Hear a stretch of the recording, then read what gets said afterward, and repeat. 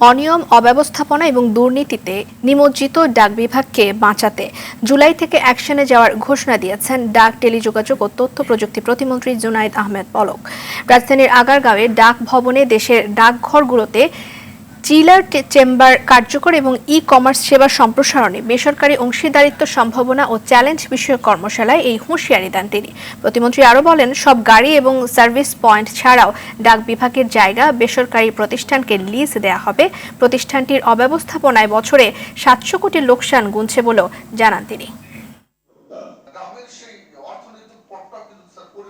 মাননীয় প্রধানমন্ত্রী এবং জনগণের প্রতিনিধি, জি আপনার এখানে তো কোনো ওই প্রোটোকলের দরকার নাই। আপনার এখানে যা কিছু মনে হয় সেটা যৌক্তিক হোক, অযৌক্তিক হোক, দাবিগুলো যৌক্তিক হোক, অযৌক্তিক হোক, আপনার যা যা মনে হয় সেটা আপনি আমাকে বলেন। তারপরে তো আমরা বিবেচনা করে দেখবো যে কোনটা আসলে যৌক্তিকভাবে করা যাবে, কোনটা করা যাবে না।